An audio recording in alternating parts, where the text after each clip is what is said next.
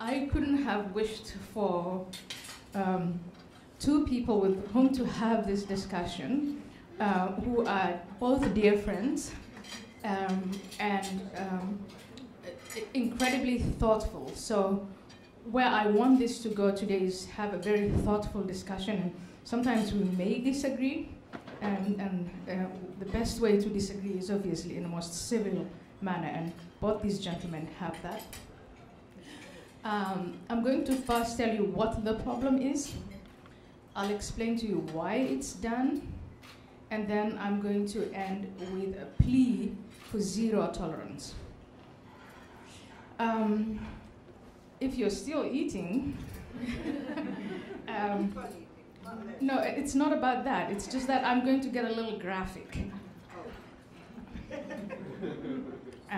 And some of you might not want your food after I'm done telling you what the problem is.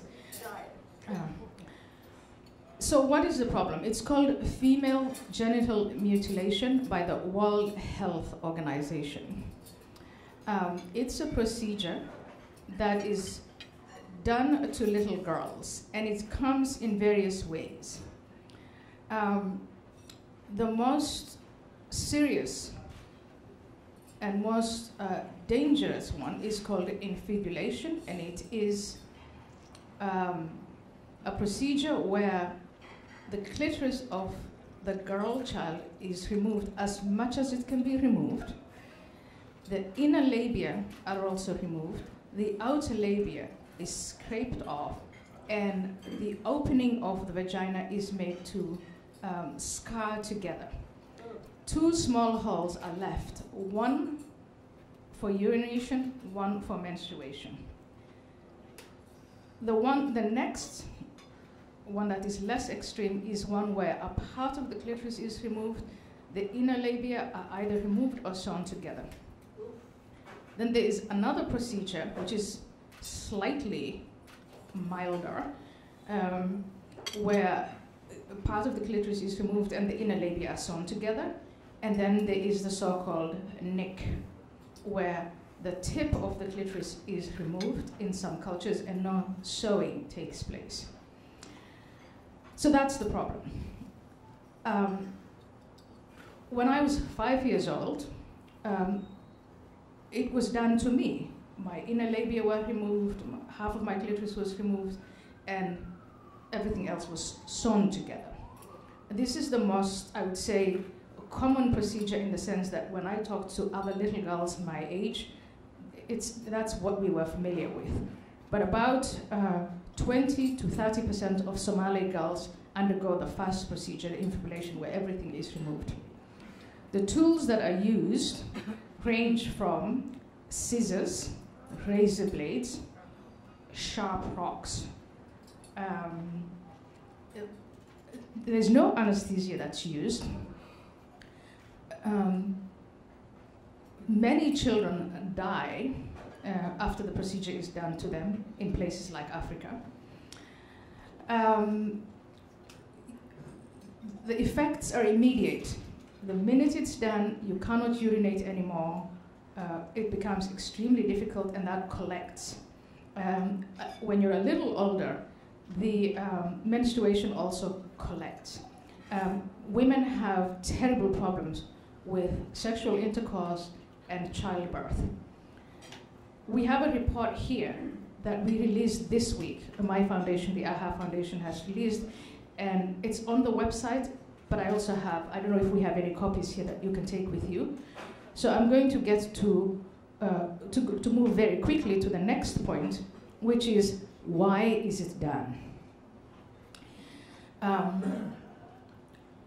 It is done to ensure that the girl remains a virgin before marriage. And by sewing her vagina on the wedding night, that can be tested. It's also, the clitoris is removed to inhibit the libido of the female child so that she doesn't become sexually excited. That is the belief. They believe that women at the age of around puberty will lose complete control of themselves and sow chaos in society. So it is, the belief is that if you take the clitoris away, that inhibits, that controls her sexuality. In some cases, it's done because, and this is in places in Africa like Kenya, for instance. Some of my Kenyan friends didn't have their vagina sewn, but they had their clitorises cut off because there is this superstition that the clitoris will strangle the child or she becomes a she-devil. There's just something awful and horrible about it. When it comes to the so-called nick, where they remove the tip of the clitoris, that is motivated in the name of, yes, inhibiting her sexuality, but also cleansing her. So it is, the child is told, you are impure, there's something filthy about you, and the idea is if this procedure is done, then it's to cleanse. Now you would think that given modernity and education and school, that this practice would disappear. No. In Michigan, there's a case now pending. We think it's going to be the first case in the United States that actually gets prosecuted. The doctor who's performing this went to Johns Hopkins University and graduated from the University of Maryland. She's a doctor. And I have seen this many times all over Europe and in the United States and even way back in Africa. Instead of eradicating the practice, it is now done in hospitals and clinics, and sometimes they use anesthesia and they use cleaner instruments, but the same goes. The conviction that it has to be done is there. I want to end with a plea to zero tolerance. I think all four forms, obviously the first form is the most severe and extreme, but I also want us to have zero tolerance for the so-called nick, because even that leaves the child with the trauma that she's filthy. It cannot be compared to male circumcision, because I come from Somalia.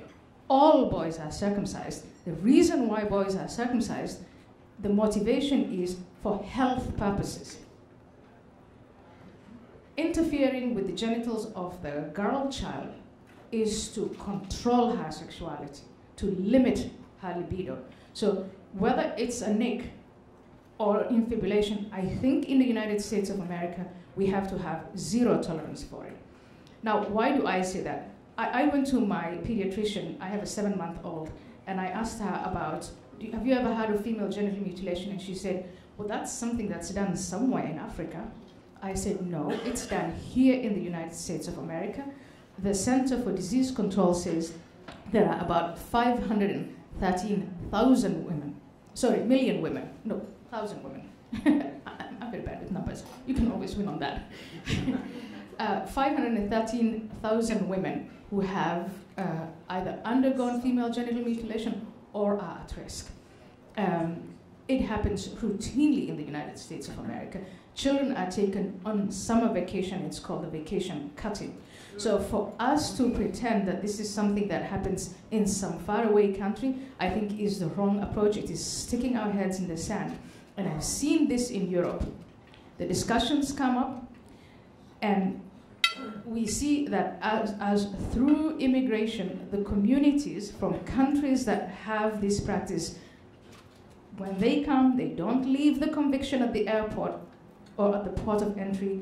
They bring it here with them, and they know very often that it is illegal, that they probably will go to jail, but they do it anyway because they know that there's almost no way of detecting it.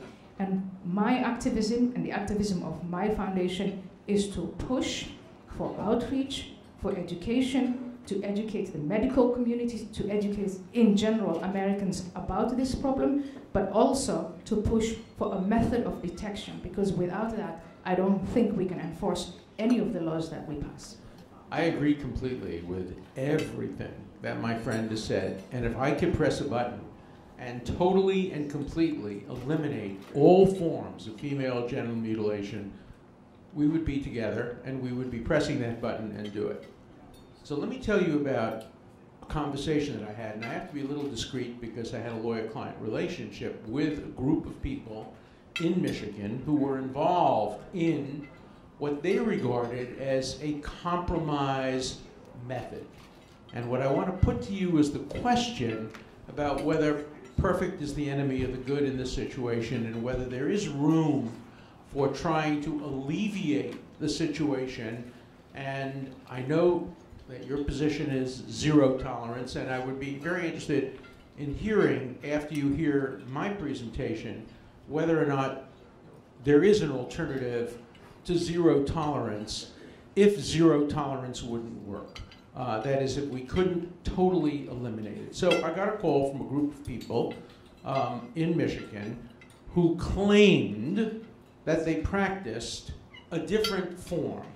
What they told me initially was that the form they practiced involved a cutting of the labia without touching the clitoris and without in any way diminishing the sexuality of the young woman. And they asked me if I would defend that practice and try to get the United States government to accept a compromise under which this group would never engage in clitoral cutting, but would engage in this more compromised method. And what I said was, I could never defend, either in the court of public opinion or in the court of law, any cutting whatsoever. But what I thought I could defend was something else. And I gave them an analogy to what Jews do when a man who has been born Christian or non-Jewish and wants to convert to Christianity in his 20s or 30s, often to marry a woman who is Jewish, what they do, if he has already been circumcised, but he didn't have a brit milah, didn't have the religious circumcision, what the Jews do, and this is Orthodox, Conservative, and Reform, is they do a pinprick of the area outside the glands. They draw blood, they make a blessing, and that's the end of the matter. The young man has then been not only circumcised, but has been subjected to the religious ritual of the Brit Milah. It's clearly a compromise. And so what I suggested to this group is an analogy. That is, if they want to believe they're satisfying, by the way, it's not a religious, it's more of a cultural obligation. There's nothing in Islam itself which mandates any kind of female genital mutilation. Indeed, the Prophet Muhammad said, do not do anything that harms a young girl. But if they would be willing to accept not having the cut, but rather just the pinprick, I think I could persuade the Justice Department, and I think I might be able to persuade the public that there is no First Amendment distinction between what the Jews do and what this group does. Remember, too, there is a tremendous movement going on all through Europe right now, and in parts of the United States, but all through Europe and Berkeley, which tend to be pretty much the same, to abolish by law Jewish circumcision. By the way, almost every jurisdiction which is trying to abolish Jewish circumcision is also trying to abolish Jewish ritual slaughter. So the two go together, and one has to always wonder about the motivation behind it. But I urge them to see if they could get their religious leaders to accept the pinprick as an alternative. Now, we had a conversation about this, and I remember there was a little bit of ambivalence on your part. I don't want to speak for you, you'll speak for yourself. But what you said is absolutely no to the cutting, but as to the pinprick, maybe there's some possibility that you're shaking your head. So the challenge I want to put to you then is if we could, so that's an interesting place to put the challenge. In the end, I had to leave my case. I am no longer representing this group. I can't explain exactly why, but I can tell you that I had a red line, and the red line was not acceptable, so in the end, I'm no longer representing this group. But I want to put a hypothetical to you. If I could get a large group of very influential people who have previously engaged in either female genital mutilation or the cutting without touching the clitoris, if I can get them to substitute for that the pinprick, with all that comes with it. I agree with you that it's symbolic of something terrible. It's symbolic of male control of female sexuality. It's all of those things. But on a practical level, if we could reduce the number of women in America who were genitally mutilated with their clitoris and could substitute for that a symbolic pinprick, my challenge to you is, why not? You know, my dear friend Bonnie Frank, who was my student at Harvard Law School, would always have as his litmus test for passing legislation the 3 words, compared to what? Everything is bad or everything is good, compared to what? And so the challenge I throw out to you in friendship is, wouldn't the pinprick be far better than anything else that's currently practiced if you apply the test compared to what? I wrote a longer piece about this for Gatestone a year and a half ago in response to Alan's position on this. So I'm going to run through a few things, but just give you sort of my testimony, which I would for the opposition to Alan's position on this, not only as an American, but as a Muslim, as a physician, but most importantly as a father of 3 children, and one of whom is a daughter who's 13 years old. And I have to tell you that the why part of what Ayan mentioned is probably the most important thing, and I'm dedicated to Muslim reform and modernization, and I think you only get through Muslim reform by being honest and treating our Muslim communities not with a bigotry of low expectations, but with a tough love, with an equality. And I think that any compromise, no matter what they call it, and at the end I think sort of Alan revealed the differences, and I'm a bit emotional because I'm a father, but I will tell you that to say that somehow that the physical tissue damage is all that we worry about belies the reality of the oppressive misogyny that is just deeply entrenched in the tribal nature of these families. And I think that the intent, I mean, a lawyer should understand better than I how important the intent of an action is than even the actual damage. So you may run over somebody in your vehicle accidentally, and the law looks upon that differently from if you drove intentionally in a vehicular jihad down the sidewalk. So at the end of the day, the intent, whether you killed somebody or not, the intent of what you did will hugely depend upon the sentence which is given to you. So if they tell me as a physician that if I wiped a piece of oil upon the forehead of my baby, that would cleanse them of any Jewish blood or other type of fascistic ideas, I would never participate in that procedure. I don't care how minimally alterative it was to that baby. So I think similarly, this pinprick has some horrifically medieval intent behind it. And I think Alan started to realize when he got involved in this community what the problem is. And I will point you to when this came out, these doctors were involved, we sent a letter to their religious leaders, an open letter, in which we told them it involved the Dr. Hussein who ran the clinic, it involved the Dr. Nagarwala who was doing the procedures. They were trafficking in girls from Minnesota and elsewhere to have it done.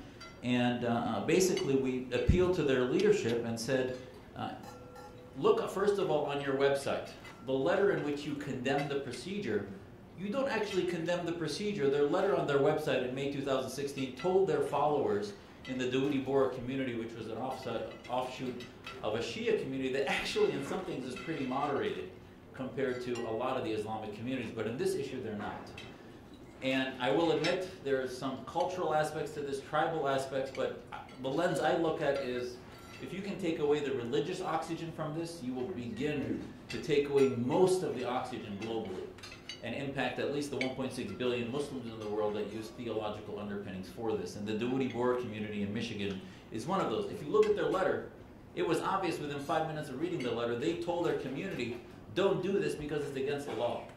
Don't do it because this country does not permit you to do it. You should not violate the laws of the land. You should respect the culture. Anyone who's studying theology should realize that's not a theological condemnation of the procedure. that's basically telling them not to be anarchists. So we told their leadership in a letter, we said, if you really believe this is bad, you should have a fatwa, a religious ruling passed, prohibiting the procedure. And we, as the name of the symposium is, the silence was deafening.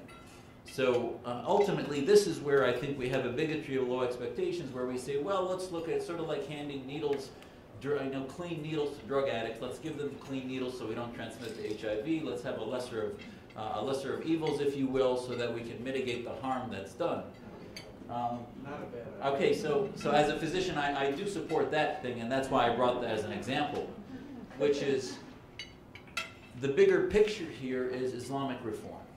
The bigger picture here is equality of men and women. You underestimate the value of the equality of men and women and being on the forefront of transforming Islamic theology from 12th century law into 21st century law. Women are on the forefront of this. Wherever you have women empowered to be business leaders, to not take orders from men, to become equals in their marriage partnership, in their property rights, in their legal vote in court, in which the Quran says they get half of the vote of a man, all of these things require cultural transformation. So if there ever was a Me Too moment, this is one of those. So if we're talking about moments of equality in the Middle East, it's not a surprise that folks like Tariq Ramadan, who is supposedly the European reformer of moderate Islam, is now in France in a prison because he was being exposed as possibly having raped multiple women students, female students of his, and beaten them.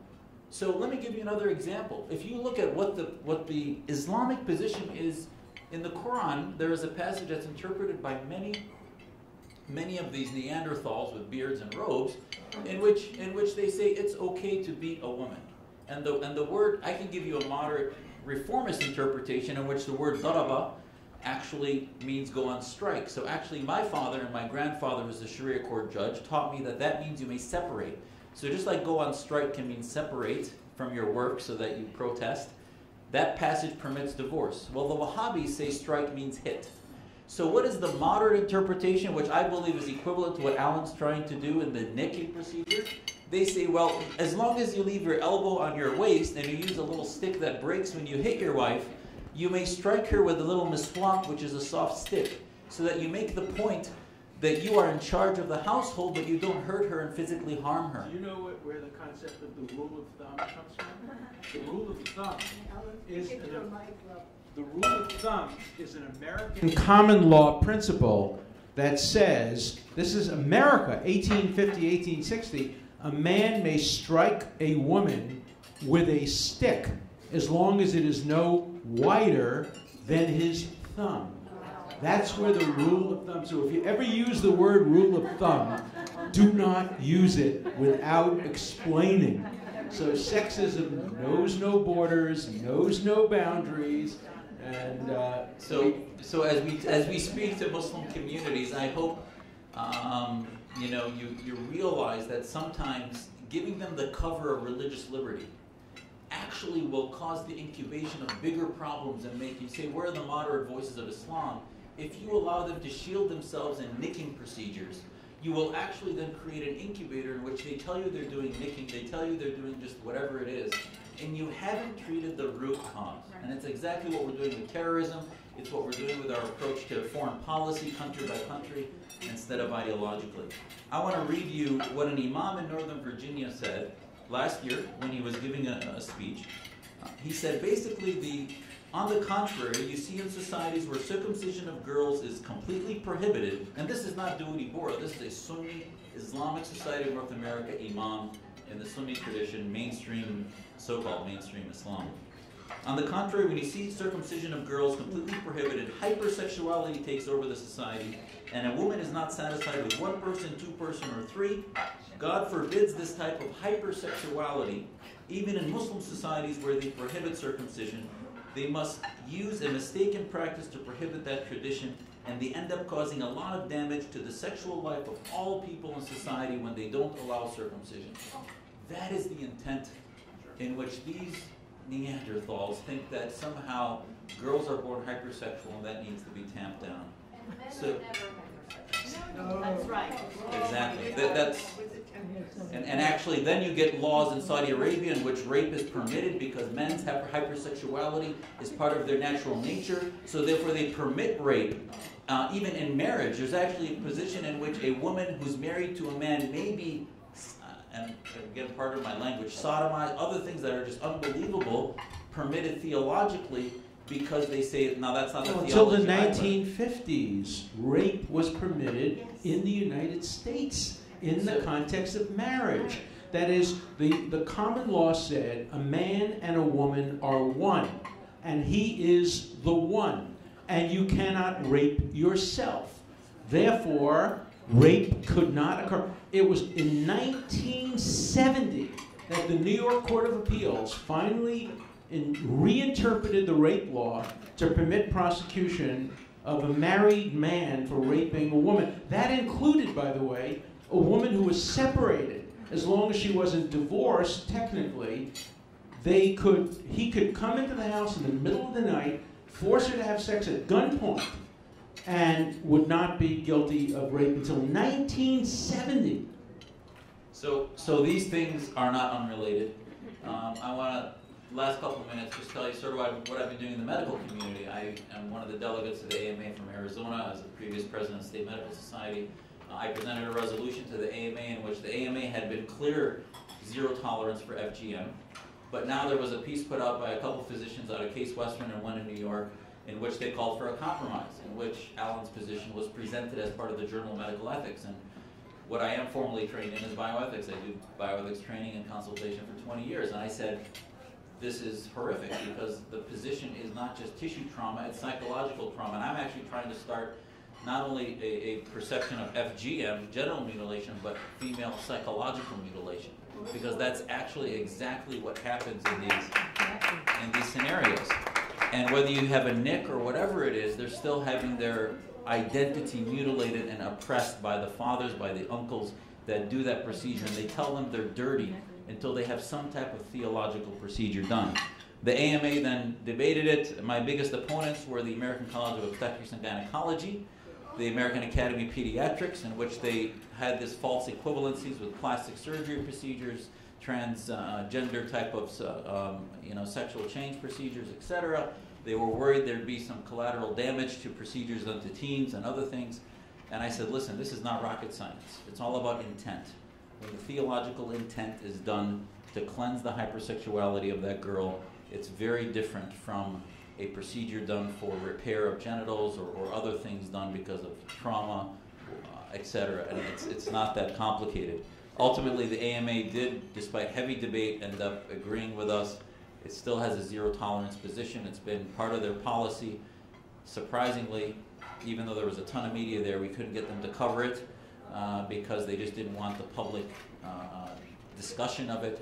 And then there was the concern about collateral damage to other faith communities, as we see with the debate about the yarmulke and the hijab and the cross issues of religious liberty and when the state interferes in these things.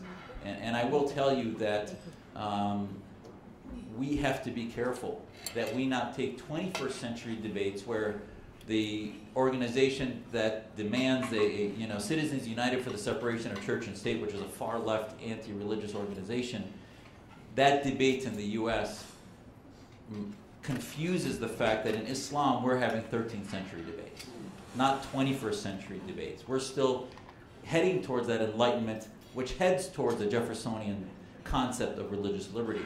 I would tell you that even compromise that starts giving them shelters will keep us in the 13th century. So please don't allow, actually, I would say, perfect in the 21st century be the enemy of the good, which is a tough love and a abandonment of a bigotry of low expectations for Muslims. So please help us in fighting female psychological mutilation, which can be done in anything, until you have theologians begin to openly say that not only is the procedure prohibited, but girls do not need any procedures done to them because it's just not necessary. And until you have fatwas and theologians saying that, it is going to be simply pushing the cart down the road. Thank you. It's amazing. Thank you, all three of you, so much. Would you like to ask each other questions for a few minutes before we open it up, or you'd rather open it up right away? I want to answer. Okay, I want to answer Alan's question. First of all, thank you so much. In my opening remarks, I did not mention religion once, because I know that within some communities it is done in the name of religion. I just went on Google and I thought hadith on female genital mutilation. Hadith, as you know, the Sunnis, the fatwas of the Prophet Muhammad, and it is right there, and people use that hadith. Apparently the Prophet said, a woman used to perform circumcision in Medina.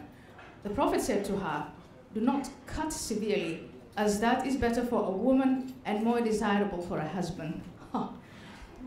We're working, by the way, to delegitimize. We believe the hadith, all of it, wasn't even written until 70 years after the Prophet's death. Yeah. So the only way to change that is to say that it's not scripture and it's false. It's not scripture, exactly. So I used to be a believer, a Muslim. I'm not a Muslim anymore, because to be quite frank with you, I just don't know how you can do these cognitive acrobatics and say, yes, you know,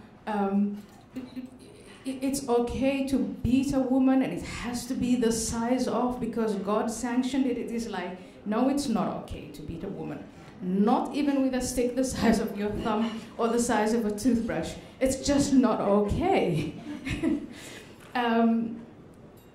So my position, and I just want to thank you, Zudi, for saying, you know, there can be no religious justification, there can be no cultural justification, there can be no kind of cosmic justification for female genital mutilation or any kind of harm to human beings, boys and girls, men and women. I want to get to the question, because now we have to be practical.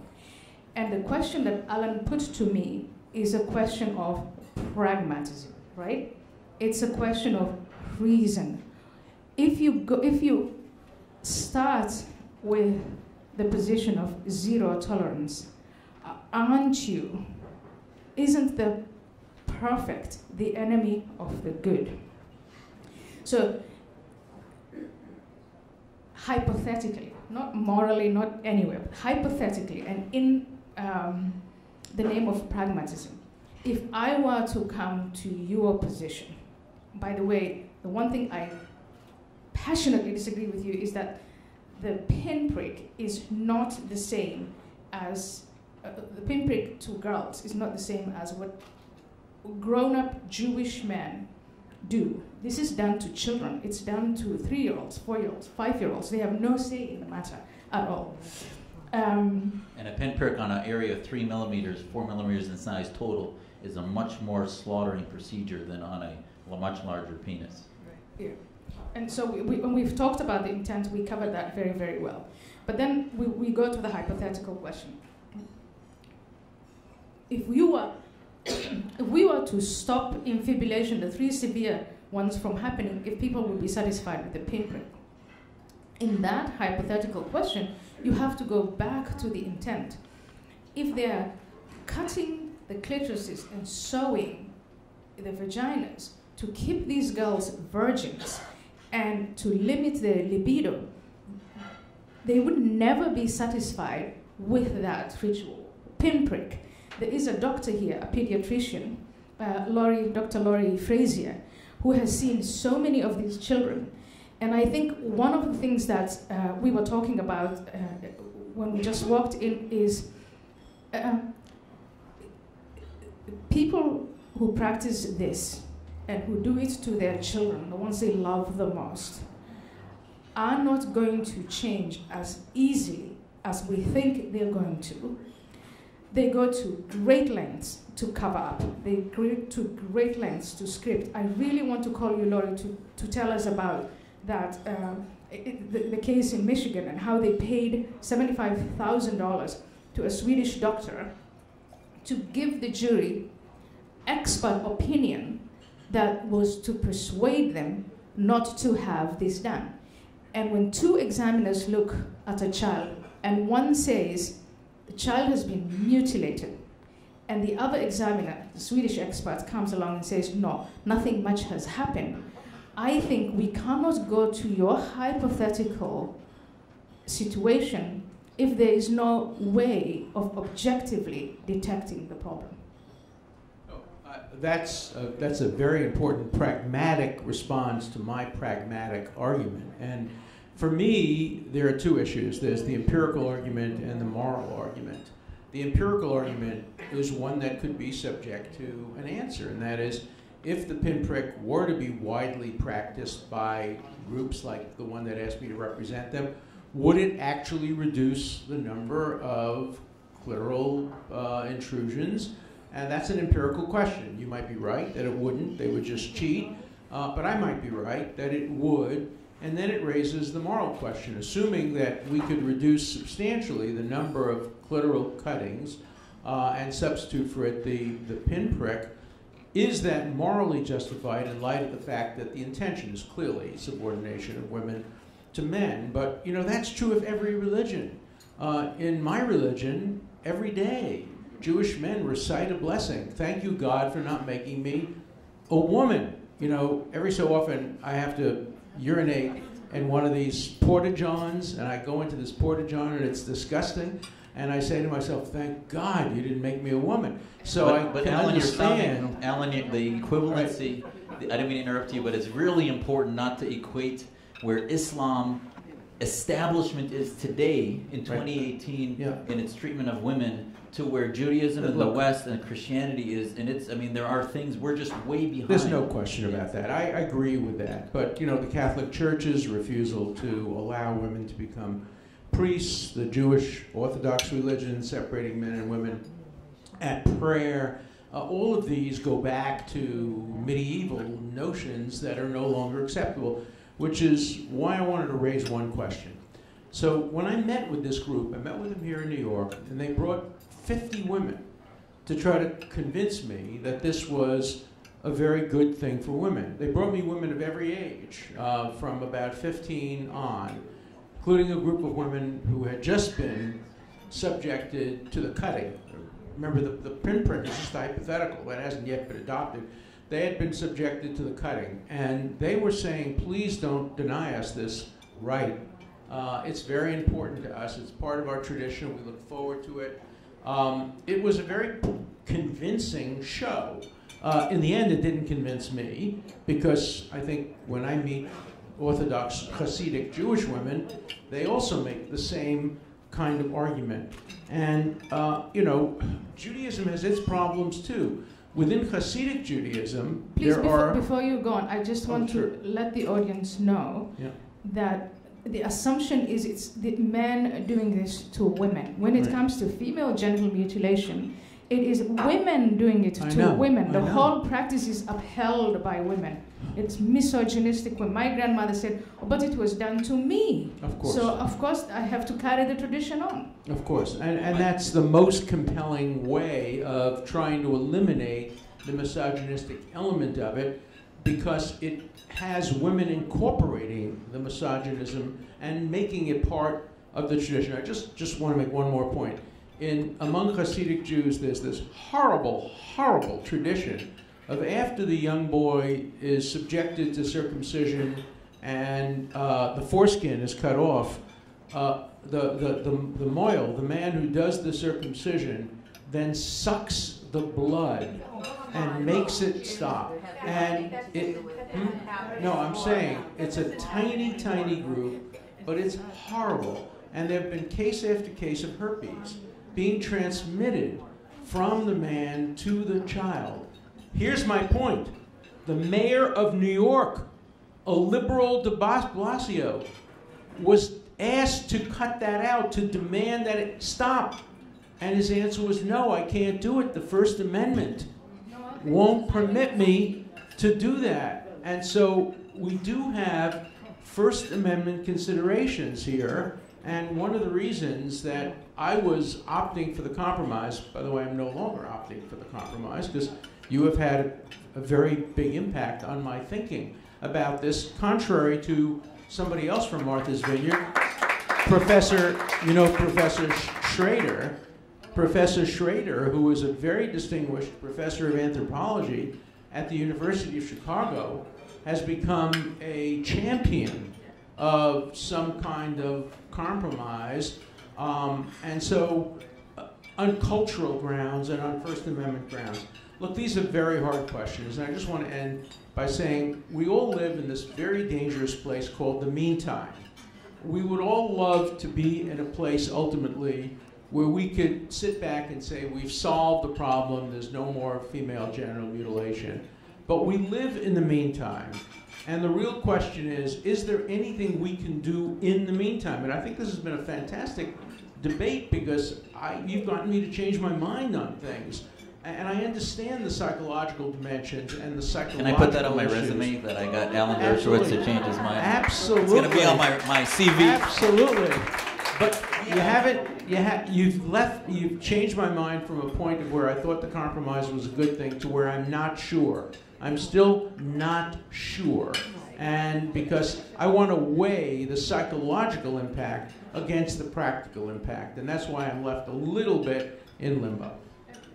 I would like to call on Dr. Frazier to help you over the rest of, the way. Send me over the threshold. You wouldn't know this by my name. Okay, great. I'd love to be put over the threshold. You wouldn't know this by my name.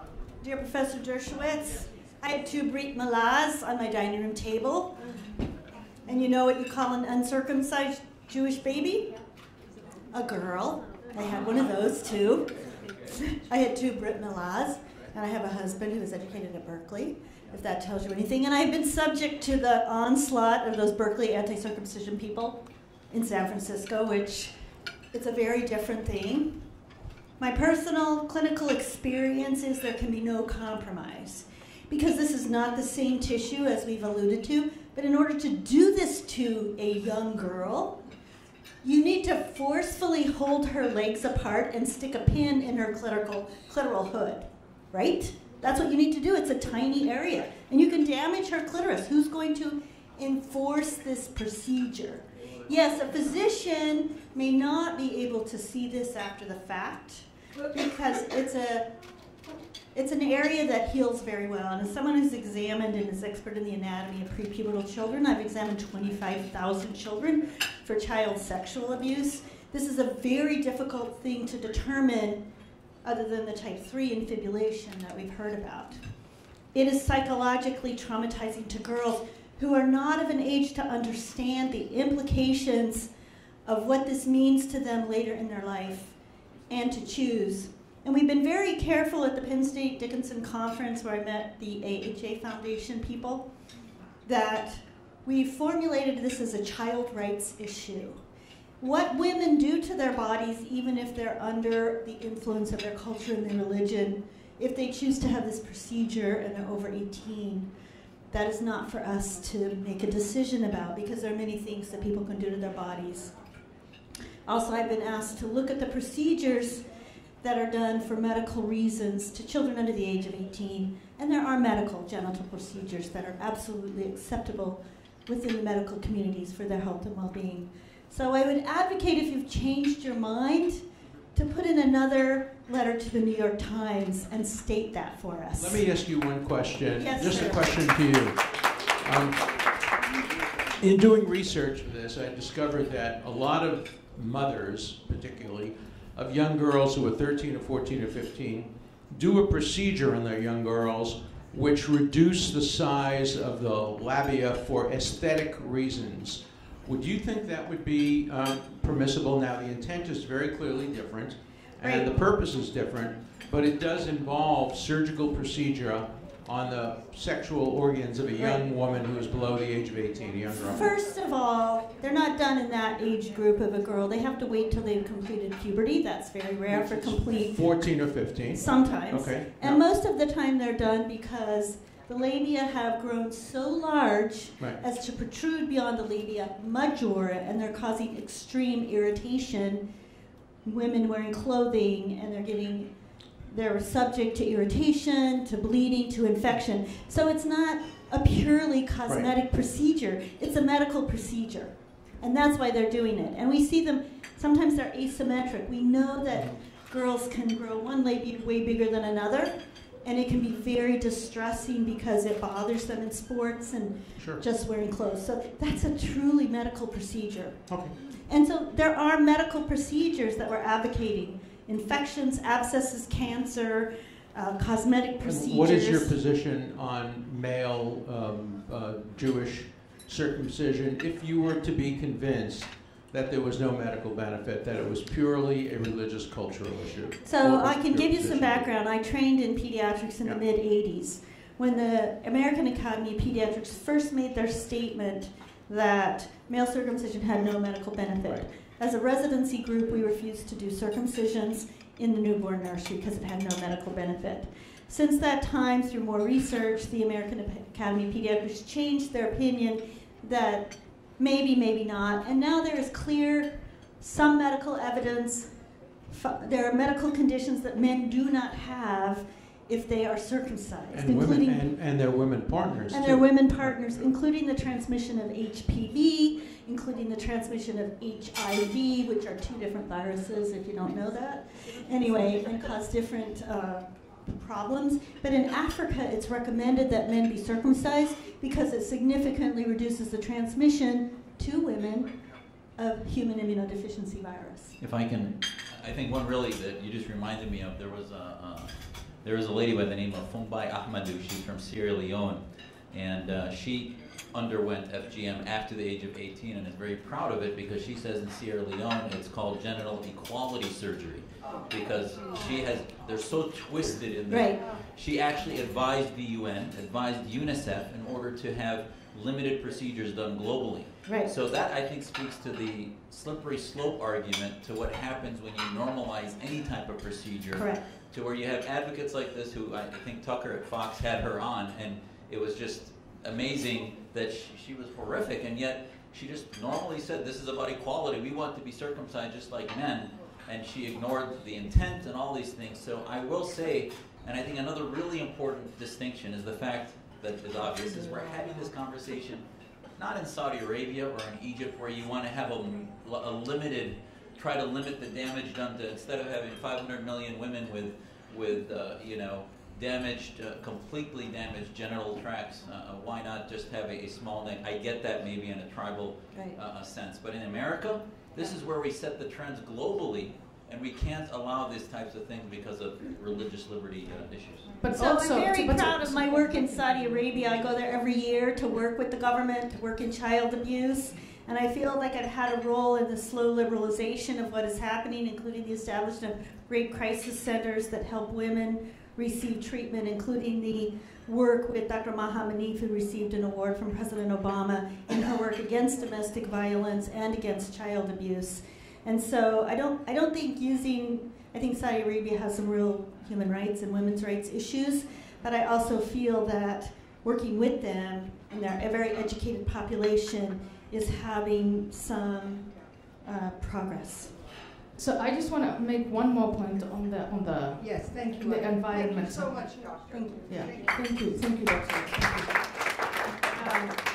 So to Alan, and the point you made, Julie, is so important. This is happening in the United States of America, where the law protects not just white women or secular women or women from this or that. The law protects us all. And so when you say maybe we should allow the NIC, you would be placing little children from religious minority groups or ethnic minority groups out of the protection of the law. So I would say what we need to negotiate with these communities is if you want to live here, you're going to abide by the law. It's not going to happen on our soil, and we are going to prosecute you to the That could work. I'd be 100% for it. That's And my activism. I We'll remain make to it work. be 100% persuaded that that will work. And what I don't want is for there to be an underground in which this continues. Remember, the Michigan case is the only case really that's being prosecuted. This is going on all over the country, and maybe the Michigan case is it's just a prelim of what's going So to happen. help us fight for a campaign to put in place a method of detection. Okay, well, let me reject- tell you what we asked for in the Michigan case. This is one of the conditions that I accepted the case on, that every procedure be done in a hospital by a certified doctor, and that there be contemporaneous photographic evidence of the procedure so it could be determined exactly what happened. That was part of the condition. I was pretty tough with them, which may explain why I'm no longer their lawyer. How about the part on the chart that it says indication? It should say to oppress the girl as she's born, right? That should be the. If we're going to be transparent about the procedure, I mean, that's the issue. Is that I reject the notion that somehow if we find a reason to say it fails, it's sort of like helping the revolution in Iran or in Syria. If it fails, therefore we did what's wrong. We should have worked with the dictators that are our buddies. This sort of paradigm of approaching the Muslim community, that somehow that the lesser of evils is the way to go. And then when we fail at it, we say mission accomplished, and then we realize that we didn't accomplish any missions, is somehow then prove that we should have done option A, which was to work with the theocrats and the oppressors. I reject that. Look, you reject it, but I think we've learned a very important lesson. When we try to overthrow Saddam Hussein and the Libyan Gaddafi, There was no revolution in and Iran. all of those, we realize that tyranny may be the second worst outcome, and maybe the worst outcome is what we see in Muslim countries now with Islamic extremists. So, accepting tyrannical secular regimes may have been less bad than overthrowing those regimes and allowing the substitution of Islamic extremists. So, I still generally abide by my general view of life that you always have to ask, compared to what? And I've now become, it's hard for me as a lifelong civil libertarian to say I'm a supporter of secular tyrants when the alternative to secular tyrants But that's are religious Alan, tyrants. that is un-American, because one liberated woman, there are thousands that are prisoners of conscience in order to liberate one. So they don't do it by numbers of saying, well, we succeeded because we have an oppressive tyrant that lets them drive cars, but they still can't have a vote anywhere. So at the end of the day, you can't, it seems bizarre in a West that was founded after 8 million died in the 30 Years' War. You had multiple revolutions until the French. How many revolutions did they have before they figured it out? And you say, well, the Arabs didn't figure it out in 8 years, so therefore we can't support it anymore. I want us to go back to FGM and emphasize when you say compared to what, if you don't have the means to compare anything, then I think, Alan, please help us at least put that in place, the detection mechanism. And then we can get to the compared to what. But before we get to that, it's underground anyway. It's done in the United States daily. Maybe, who knows? Yeah. We don't know. So Look, this is not my first rodeo. When I wrote a long article on how I opposed torture, but I thought that torture warrants were better than having torture done underground without accountability and visibility, I got the same kind of attack. I should be a purist and simply oppose all torture, which I do, but I believe that torture will occur, and if it's going to occur, I want to see it visible, transparent, and accountable, and that's just my way I approach life. So the issue of genital female mutilation is just, for you, it's the whole issue, because you start with that issue. For me, it's one of several issues in which I approach life by looking at alternatives and looking at the least worst. Remember, I'm a criminal lawyer, and as a criminal lawyer, the alternatives my clients face are never good, better, best. They're always bad, worse, worser, worsest, and beyond belief. And if I can get it from worser to worse and up to bad, I've accomplished a great deal. And so in life, I always look for least worst alternative. You've had a big impact on persuading me that this may not be a context in which that analysis works perfectly. And I'm going to leave this wonderful conversation here thinking, worrying, and wondering a lot about my position. So thank you for making me think. Well, thank you. And mean, there's similarities in child sacrifice and in sati. You say, well, if she gets a little bit singed, that's okay. I'm not sure, you know. But in the little time we have left, maybe we can take a couple of questions from the floor. Denise. Thank you for all thank you all of you for educating us about this barbaric practice. And I just wanted to ask you, where are the mothers in this? I understand in the Muslim countries they may not have a choice, but in the United States, where are they? Do they have a choice? And are you trying to work with the mothers, Muslim mothers in this country? So each and every case is unique, but by far the majority of cases the mothers are involved. It's the mothers, the aunts, the grandmothers who hold the child. They are basically the ones who make sure that the tradition is kept in place. We do have education and outreach programs, and they are very good, and we get a lot of discussions. And when I was in Holland, I participated in so many of these education and outreach programs. But again, there's just absolutely no way of measuring the impact of education and outreach if you don't have a means of examining, looking, protecting. Dr. Jasser, and the last question goes to Ruth King. Yeah, I think a really important point to respond to you is the FGM, the bigger part of FGM is sort of this honor culture. In the Syrian community, actually, it's not, I've never met a family that participated in this. It's less common in Syria and more common in Egypt and some of the other areas.